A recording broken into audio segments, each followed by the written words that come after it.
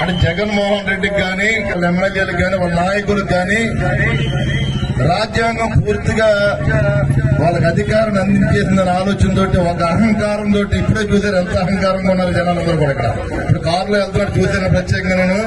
అంటే ఒక్కొక్కడికి ఒళ్ళు కొవ్వెక్కిపోయి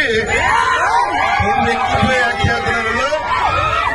అంటే ఒక్క విషయం వీళ్ళ తాట తీర్థం 5 సంవత్సరాలు కూడా ఒక్కొక్కరు తాడు ఎలా తీయాలో తీర్థం ప్రతి ఒక్కరిది కూడా ఈ కొవ్వు కరిగింది ఒక్కొక్కరిని కూడా. మనం ఏంటంటే గత ప్రభుత్వం చేసిన తప్పులు ఎక్కడ చేయకూడదు. ప్రజలు వాళ్ళు మనపై నమ్మకంతో ఇవాళ కూటమికి అవకాశం కల్పించారు. అదేవిధంగా నియోజకవర్గంలో కూడా ప్రజలందరూ కూడా ఇవాళ అన్ని వర్గాల నుంచి అన్ని పార్టీల నుంచి కూడా వాళ్ళ ఈ కూటమికి అవకాశం ఇచ్చారు. అలాంటి పరిస్థితులు మనం కక్ష సాధింపులకి విధ్వంస రాజకీయాలు మనం చేయొద్దని ఆలోచనలు మనం ఉన్నాం. కానీ మనల్ని రెచ్చగొడితే మటుకి మనం తగ్గేదే లేదని చెప్పి తమ్ముడు కూడా చెప్తున్నాడు. ఇక్కడ దేనికి తగ్గేదే లేదు. ఎవడైనా మనం అనవసరంగా ఎవడి జోలికి వెళ్ళొద్దు. మన జోలికి ఎవడు వచ్చినా సరే ఊరుకోవద్దు చెప్తున్నారు.